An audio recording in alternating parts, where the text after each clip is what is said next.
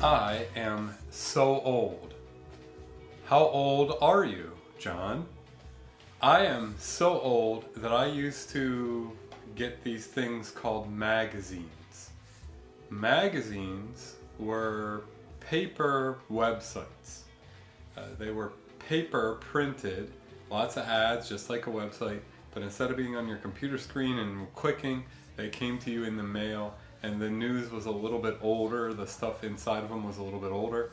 I was sports mad growing up, and so I used to get a handful of different magazines about sports, like USA Today. Had a supplement about sports that had all the box scores of all the games, and I used to study all these. I got other sports magazines. The big one that I got was Sports Illustrated. I used to get this magazine. It's like a paper version of a website, a magazine is. And I'm so old I can remember it. And I used to get Sports Illustrated, and I did not get it for the swimsuit edition, I promise you. Although I don't remember ever really complaining about that issue or whatever. But my favorite thing in Sports Illustrated was this little tiny thing near the front they always used to have. It was called Signs of the Apocalypse. This week's Signs of the Apocalypse. This was a weekly magazine. This week's Signs of the Apocalypse.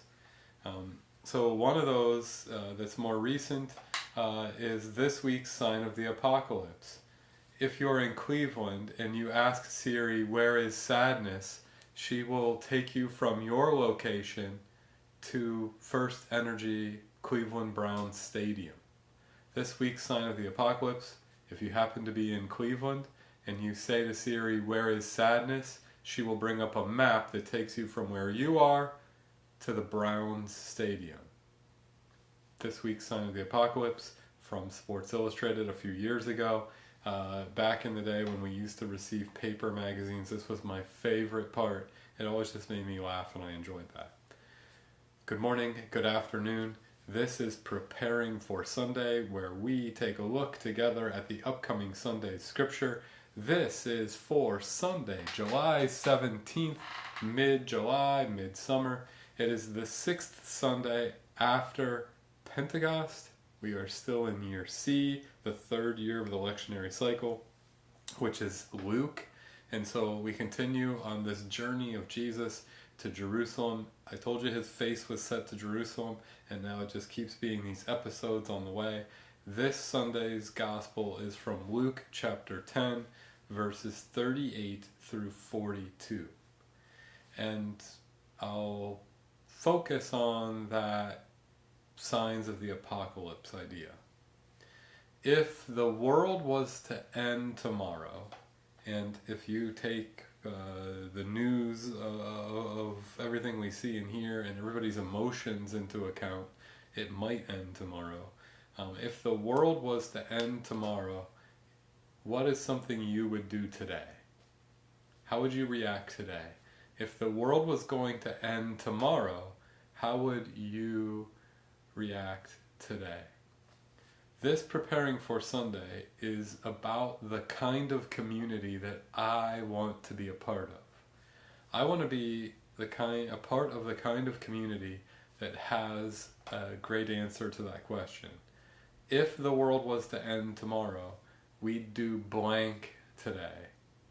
We would take care of each other today. We would be humble today. We would be grateful today. You know, if you knew you only had one day left to live, how would you spend that day? And my hope is that we're a part of a community that doesn't just remember the magazines and how we used to live, but takes advantage of every day that we're given and does so in a sort of positive way.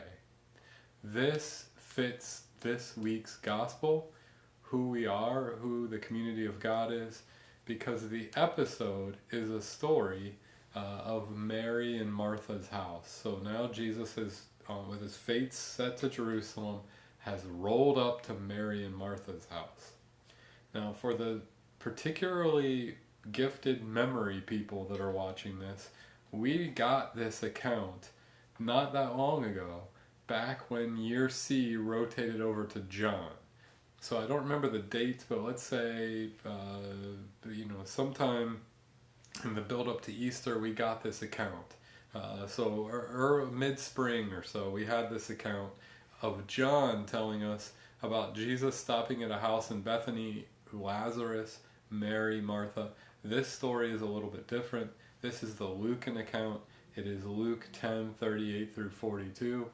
And we get this thing here where Mary and Martha are two very different people who answer that question differently.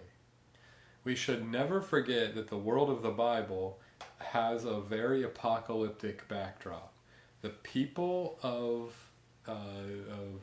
Israel, the people of Judaism, are occupied by a foreign power. They're not in complete agreement. There's different sects, groups within Judaism. They don't all get along. They don't like being occupied. They can't agree with what their relationship to Rome should be, the occupying power. And, it goes from overthrow them to acquiesce to it and everything in between. And so they're not a happy place, and there's a lot of apocalyptic feel going on. And that's the world that Jesus has plopped down into. And he has his face set to Jerusalem. And on the way, we get this episode of Mary and Martha. And this apocalyptic backdrop is always there. And that's why Jesus has come. He has come into an anxious, frenetic world. And the truth is that he wants to offer a different idea. If the world's going to end, that's something that's going to happen. How would you live today? And do you still hold out faith that how you live today matters? This is the Mary and Martha story. Martha is busy. She has a guest in her home, and she has a lot of arranging and tasks to accomplish. Jesus never criticizes the tasks, but he also doesn't really lift up Mary for not doing the task. It's not about the tasks. If I knew that the world was going to end tomorrow, I would clean my house. Jesus is not really saying that. He's trying to direct how you'll live today. This week's sign of the apocalypse is that the news comes out every day and it feels like an apocalypse. Sports Illustrated did that tongue-in-cheek, but that isn't tongue-in-cheek for the people of Israel, and really it's not tongue-in-cheek for me anymore. It's getting to make me feel helpless, and it comes down to the crux of Martha and Mary at Luke 10:38 through 42. Martha tells Jesus what to do. She tells him how the day is supposed to be spent. Mary lets Jesus talk to or direct or calm her. Mary listens. Martha is anxious. And this is what this is about.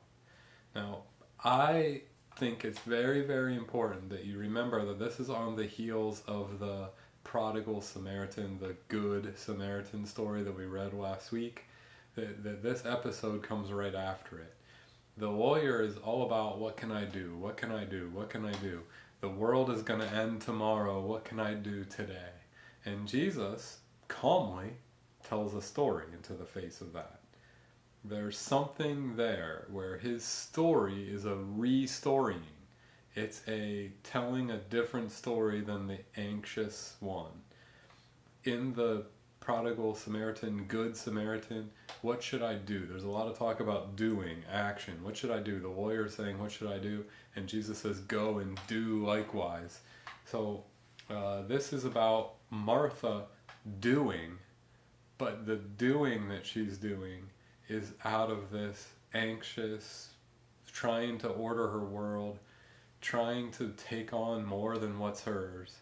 And the example that's being set for us is Mary, not because she's untasked, because Jesus never criticizes the task, but because she's intent on being enlivened, being given a calm sense of Jesus' presence.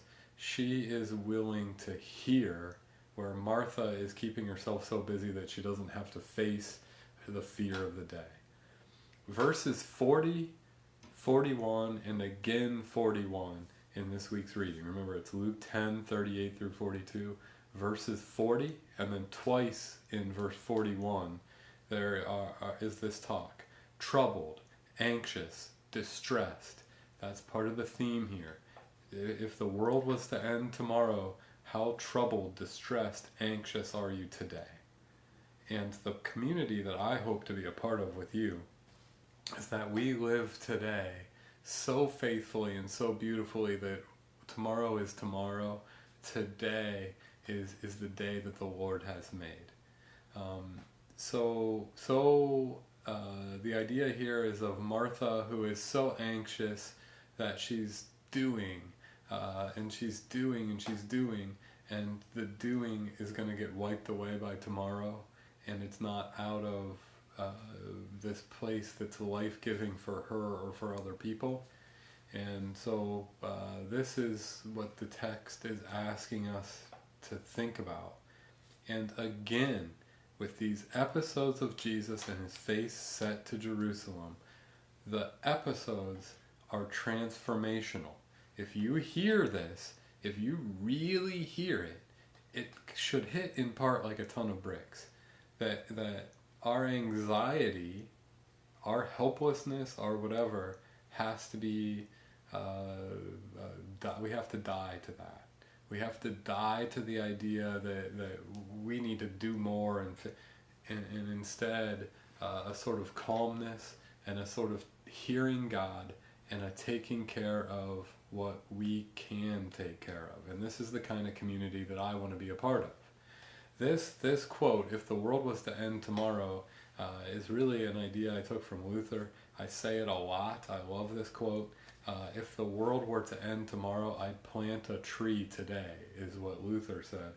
And this is the kind of community that I want to be a part of. And I think it's the kind of community that you're looking for. So we convert together. We die to our anxiety, and we promise together to be merry. To hear that only by God's grace can we get through today, because tomorrow brings an apocalypse. And the sign of the apocalypse is all around us. It's in Sports Illustrated and every website and magazine there is. But if I knew that the world was going to end tomorrow, and I kind of know it when I look at the news, I'd plant a tree today. I would hear that God has still given me today, and I would do something for God's creation. I would care for myself. I would let someone else care for me. I would stop to listen to somebody else, maybe even a person that I've been blowing off. Maybe the signs of the apocalypse are all around us, but this is supposed to say that faithful people see the signs of the apocalypse and are unmoved, or maybe are converted into being unmoved on simple things. If the world was going to end tomorrow, I'd sit with somebody who's upset today and comfort them. If the world was going to end tomorrow, I would contact a local law enforcement person and talk to them about how much I appreciate what they do today. If the world was going to end tomorrow, I would contact, or I would come across the person of color, and I would listen to their story today. If the world was going to end tomorrow, I would stop and look at a magazine for a few minutes and talk to other people about the article. That you have to feel that move away from dire gloom, world ending, to taking care of what you can take care of today. And it's not flippant, it's not cheap grace, it's not an avoidance, it's hearing God, that God, not trying to keep ourselves so busy that we can ignore like Martha, but sitting at God's feet, hearing that God's story is a conversion, a movement away from the pull of the world, a movement away from acting like we can get the house in order good enough to keep off the apocalypse, but it focuses us on the little tasks that we are called to do. The sermon is a lot about this. It's going to be basically about this. How big of tasks we're always trying to look for, and how the world would change if just 5 of us would do a little task is really the theme. And I'm going to go pretty, I could sum it up in that sentence, but I'm going to go more in depth about that. Mary takes a moment to sit at Jesus' feet, to be transformed, to hear who Jesus is. And then it's in the midst of this tiny thing Martha and Mary are doing. They're welcoming a borderline sketchy character into their home. That's all they're doing. Someone who is saying things that makes people scratch their heads, someone who is challenging the authorities, and they're being hospitable. In what ways are we hospitable? And this is the kind of community that I want to be a part of. That doesn't just keep talking about how we need to fix the house and vote, but takes care of little things today that we actually can handle. If I knew that the world was going to end tomorrow, I'd invite someone who I haven't talked to in a while because I don't know how I feel about them into my home today. And I would listen, and I would ask them to listen to me. Maybe if we would stop trying to make everything, all the busy work and all these big huge projects we need to accomplish, and if we would just be transformed into the belief that God will hold the cosmos and we are simply active in our own little places, the whole situation would change. If you feel helpless, if you feel like you don't know what's going on, think of it this way. If when the world ends tomorrow, at least I'll have listened to somebody today. That's the little thing we do, and that's the kind of community that I want to be a part of. Maybe there's a member of St. Stephen who you haven't seen or heard from a while. Maybe it doesn't have anything to do with St. Stephen. Maybe it's a coworker you haven't listened to lately because you don't like to hear what they have to say. If and when the world ends tomorrow, people of God listen today. And we do that as a small thing of hospitality, a small example of what we can offer, because we believe that the apocalypse is God's work, and the being transformed is God's work in us, and the doing something little is who we are, and that we do this together as God's people. There's 20 of us, 30 of us, 100 of us, 150 of us, 200 of us, and if we each did one thing this week, our community, our world would skew a little bit towards the apocalypse not really coming.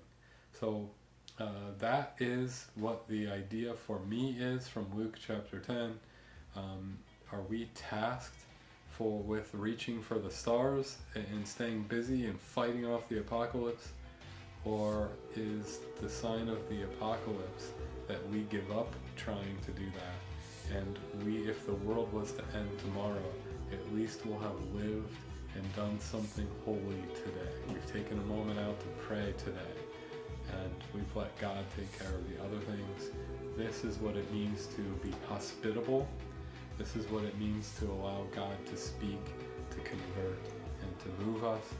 And this is the idea of Luke 10:38 through 42. Let it be a practice for you from now until Sunday. Let's think about it, because this is the kind of community I want to be a part of, and it's the kind of community you want to be a part of. If the world were to end tomorrow, I'd blank today. Today, with your time, fill in that blank. Not with tasks that avoid the issue, not with making it all about you, but with something small. I'd be humble today. I'd be prayerful today. I'd live out a sense of gratitude today. I'd plant a tree today. Just take care of what's in front of you today, child of God, and God promises to care for you and keep you. That is the message of Luke 10:38 through 42. Doing little things that God turns into big things. That's the kind of community that I want to be a part of. Stay safe. See you soon.